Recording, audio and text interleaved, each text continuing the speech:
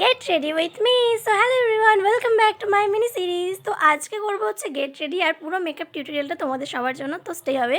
তো ফার্স্টেই দেখতে পাচ্ছি সুন্দর একটা গর্জিয়াস শাড়ি পরেছি। এই শাড়িটা পরার আমার প্রায় মনে হয় 2 বছর আমি অপেক্ষা করতেছি যে আমি কবে পরবো বাট আজকে আছে একটা ওকেশন, তো ভাবলাম যে সেই ওকেশানে একটা সুন্দর শাড়ি পরা যাক, তাই এই শাড়িটা পরলাম। তো ফার্স্ট তোমাদেরকে দেখাই আমার মেহেন্দি কালারটা কতটা গাঢ় এসেছে। মেহেন্দি কিন্তু আমি জন্মদিন উপলক্ষে পরিয়েছিল পর্ণা, আমার ভেড়া।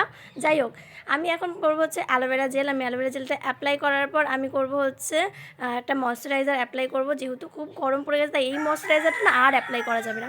তারপরে আমি ক্রায়োলনের কনসিলার প্যালেট থেকে একটা ডার্ক কালারের কনসিলার নিয়ে খুব সুন্দর করে আমার চোখের নিচে যেখানে ডার্ক সার্কেল আছে সব জায়গায়, সেই সব জায়গায় দিয়ে আমি খুব সুন্দর করে ব্লেন্ড করবো যাতে আমার ডার্ক সার্কেলটা হাইড হয়ে যায়।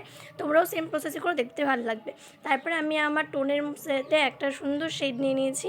সেই শেডটা লাগানোর পরে আমি কিন্তু এখন খুব সুন্দর করে ব্লেন্ডিং করবো। আর তোমরা সবাই জানো ব্লেন্ডিংয়ের ওপরই সবটা রয়েছে। ব্লেন্ডিং হয়ে গেলে আমি এখন এখানে করে নেব হচ্ছে ক্রিম ব্লাশটাকেও খুব সুন্দর করে ব্লেন্ড করবে। আর অল্প অল্প করে ক্রিম ব্লাশ নিয়ে তারপরে কিন্তু ব্লেন্ড করবে, তা না হলে কিন্তু দেখতে ভালো লাগবে না। তো ক্রিম ব্লাশটা হয়ে যাওয়ার পরে আমি কিন্তু কন্ট্রোল করিনি, আমি তারপরে পাউডার দিয়ে সেট করেছি। আর আমি আমার আইলিডে অ্যাপ্লাই করেছি হচ্ছে একটা ব্রাউন কালারের শ্যাডো, যেটা খুবই সুন্দর লাগছিল। আর তারপরে আমি করে নিয়েছি হচ্ছে আমার আইব্রো, যেহেতু আমার আইব্রোটাকে প্লাক করা ছিল তাই আমি সবার লাস্টে আইব্রোটাকে করে নিয়েছি। আর করার পর খুব সুন্দর করে কিন্তু কোম করে নিয়েছি। কোমটা না করলে ন্যাচারাল ফিনিশিংটা কিন্তু একদমই আসে না, তো কোমটা করে নিয়ে তারপরে দেখতে পাচ্ছি চোখের নিচেও কিন্তু আমি ব্রাউন শ্যাডোটাই অ্যাপ্লাই করছি, দেখতে খুব সুন্দর লাগে, খুব গর্জিয়াস লাগে।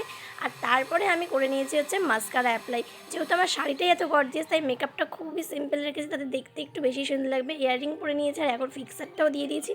ফিক্সারটার ব্যাপারে তোমাদেরকে যত বলবো ততই কম। দেখেছো জন্মদিনে আমি ফিক্সারটা ব্যবহার করেছিলাম, কতটা সুন্দর একটা ফিনিশিং এসেছিলো আর কতটা মানে চকচক চকচক করছিলো। তো আমি ফিক্সারটার নাম তোমাদেরকে বলছি না, তোমরা যারা যারা জানতে ইচ্ছুক তারা আমায় কমেন্ট করো, আমি অবশ্যই নেক্সট সিরিজে তোমাদেরকে বলে দেবো ফিক্সারটার নাম কি। তারপর এখন আমি করে নিচ্ছি হচ্ছে লিপ ড্র। এই ফার্স্ট টাইম আমি তোমাদেরকে পুরো লিপ ড্রটা দেখিয়ে দিচ্ছি, তোমরা সেম প্রসেসে করলে কিন্তু লিপটা খুব সুন্দর দেখতে লাগবে। লিপ হয়ে গেছে, তারপরে আমি এখন টিপ করে নিয়েছি, ভাবলাম টিপটা পরলে দেখতে সুন্দর লাগে, বাট আমার টিপ ছাড়াই বেশি সুন্দর লাগছে। তাও টিপটা আমি পরেছি, ভাগ্যিস পরেছি, টিপটা কিন্তু আমাদের খুব কাজে লেগেছিলো পরবর্তী সময়ে গিয়ে।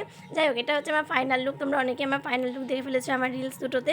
যাই হোক, আমার কেমন লাগছে অবশ্যই কিন্তু কমেন্ট করে জানাবে। আর আজকে কি স্পেশাল দিন সেটা কিন্তু আমি খুব তাড়াতাড়ি তোমাদেরকে জানাবো। তো দেখো রেডি হয়ে কিন্তু বেরিয়ে পড়েছি, আর এখন যাবো হচ্ছে একটা সুন্দর জায়গায়, সেখানে গিয়ে ও আর আমি মিলে আজকে একটা স্পেশাল দিন ঠিক করেছি। তো দেখা হচ্ছে নেক্সট সিরিজে, সাবস্ক্রাইব করে নিও।